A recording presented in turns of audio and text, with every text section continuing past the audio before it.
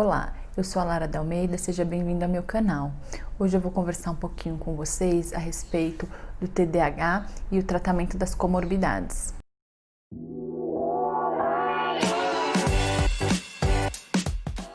Para eu poder explicar um pouquinho, essa questão relacionada ao tratamento das comorbidades, eu preciso então retomar rapidamente com vocês, quais são os principais sintomas do TDAH.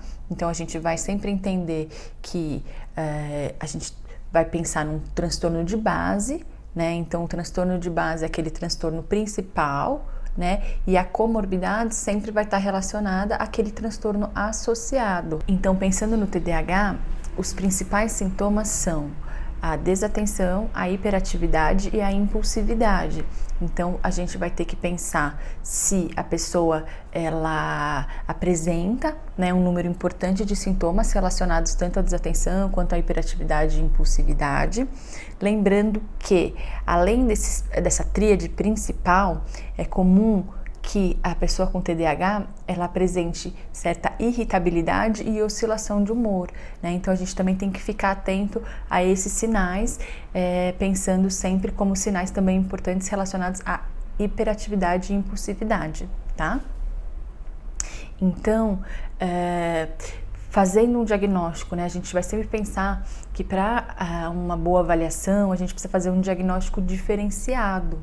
Então, a gente tem que deixar bem estabelecido quais são esses sintomas para a gente pensar nesse transtorno de base, então, que é o transtorno principal, que a gente vai pensar no TDAH. E aí, o que pode acontecer? A pessoa ela pode desenvolver outros transtornos, e aí esses outros transtornos a gente vai entender como comorbidades, A comorbidade, ela é sempre um transtorno associado ao outro, ou uma doença associada a outra, A gente está vivendo aí um momento de pandemia, vocês devem ter ouvido falar muito nas questões relacionadas ao Covid. Então, quando os quadros se agravam, normalmente é quando a pessoa possui comorbidades. Então, pessoas que sofrem de diabetes, pessoas que sofrem de obesidade, então elas são pessoas que apresentam comorbidades e aí aumenta o risco, por exemplo, para que o Covid se manifeste de maneira mais grave. Então, acho que vocês estão mais habituados aí a esse termo, de comorbidade, porque foi discutido bastante, tem sido muito comentado. Então, a comorbidade é sempre aquele transtorno associado àquela doença associada a outra, E a gente vai pensar que o transtorno de base é aquele transtorno principal, é aquele que a gente entende como aquele transtorno que está bem estabelecido, que a pessoa já faz um tratamento há algum tempo. Fica um pouquinho mais difícil quando o diagnóstico é tardio, Aí a gente tem que fazer mesmo um diagnóstico diferencial, Como nós chamamos, porque eu preciso entender aí quais são os sintomas principais, desde que idade. Então, quando a gente vai falar do TDAH, a gente sempre tem que lembrar que o TDAH é um transtorno do neurodesenvolvimento, ou seja, os sintomas têm que estar presentes desde a infância. Então, a gente consegue também fazer uma boa avaliação, sempre levando em conta o histórico escolar dessa pessoa, buscar informações com os familiares, fazer com que o próprio paciente se recorde de como era a infância, de quais eram as principais dificuldades que ele percebia na infância. Então, isso vai fazer bastante diferença, E aí, o que vocês perguntam bastante? E aí, Eu preciso tratar, como que eu posso tratar? Qual a melhor maneira de tratar? O que eu trato primeiro? E, na verdade, a gente vai pensar sempre que a gente precisa fazer um trabalho em conjunto. Então, se o paciente sofre com TDAH e já está fazendo um tratamento, já está em acompanhamento, e aí os próprios profissionais percebem, ou o próprio paciente percebe que ele tem apresentado, tem sofrido de sintomas diferentes, a gente vai sempre pensar numa reavaliação, Então, a comorbidade mais frequente na criança com TDAH é o TOD, o transtorno opositor desafiador. Então, a gente vai sempre ter que levar isso em consideração, pensar a estratégia de tratamento em conjunto, né? A gente vai fazer esse tratamento ao mesmo tempo, né? A mesma coisa então para o adulto. O adulto é muito comum, né, que o paciente adulto com TDAH apresente quadros depressivos ou quadros de ansiedade. Então a gente vai tratar também, né? A gente não vai fazer uma escolha, eu vou tratar esse ou esse. Não, o ideal é que a gente faça um tratamento em conjunto.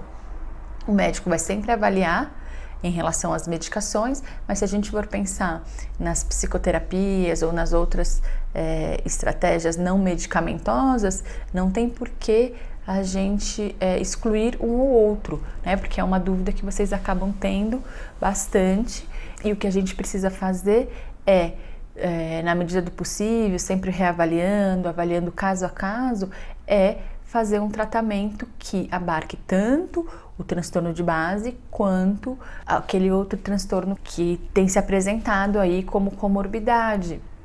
O que pode acontecer, por exemplo?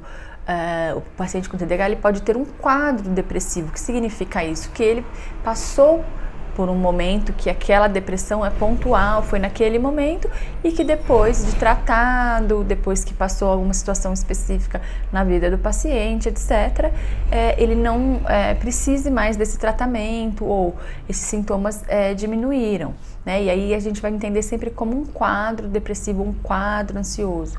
Agora, quando a gente for pensar no transtorno mesmo depressivo, quando a gente for pensar então que a pessoa ela apresenta sintomas e continua em tratamento, mas ele é um quadro que permanece, né, na vida da pessoa, então em que já fez alguns momentos de tratamento, iniciou, fez da maneira correta, no tempo correto, da maneira como deveria ter sido feita, e aí ele é um quadro persistente, então a gente vai ter que continuar tratando também como o TDAH, a gente vai tratar para sempre, né? Então vai sempre observar, vai sempre avaliar, reavaliando, vai ter momentos em que os sintomas vão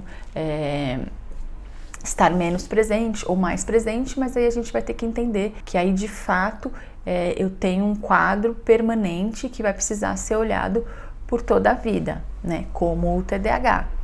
Tá? Então isso também é diferente, a gente pode passar por momentos em que a gente apresente, por exemplo, um quadro ansioso ou depressivo, que a gente vai tratar pontualmente naquele momento e que depois de tratado não há necessidade de continuar o tratamento, porque foi sintomas e um quadro pontual diferente de algumas pessoas que de fato vão ter que tratar do transtorno em conjunto com o TDAH, tá? Então, o que precisa ficar bem claro é você que está me ouvindo ou que está buscando, né, as informações para você, para o seu parceiro, para o seu filho, enfim. Primeiro precisa fazer um entendimento bem importante, né, do quadro atual dessa pessoa. Então, quais são os sintomas, quanto tempo esses sintomas estão presentes, né, para a gente de fato conseguir fazer um diagnóstico com a maior acurácia possível, para que a gente consiga pensar e estabelecer um melhor tratamento, né?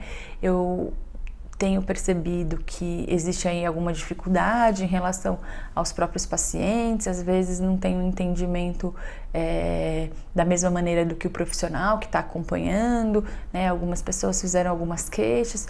A minha orientação é: busque outro profissional, peça uma outra avaliação, né?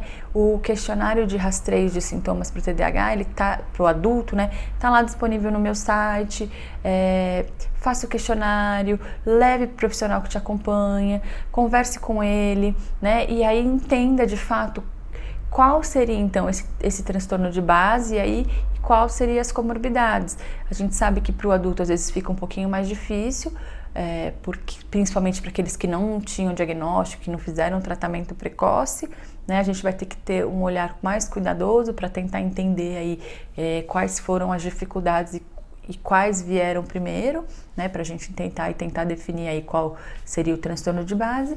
E para a criança isso é mais fácil, geralmente, porque os pais conseguem dizer com muita facilidade, e aí tá num momento de desenvolvimento, os professores estão bem próximos, etc. Geralmente tem uma facilidade melhor para entender aí qual que é o transtorno de base e quais seriam as comorbidades associadas. Mas o que eu preciso deixar bem claro para vocês é que a gente precisa da informação de maior qualidade possível para a gente pensar e planejar o melhor tratamento, levando em consideração, então, tanto o transtorno de base quanto as comorbidades. Encaminhe esse vídeo para outras pessoas que vocês imaginam que possam se beneficiar dessas informações. Vejo vocês logo mais.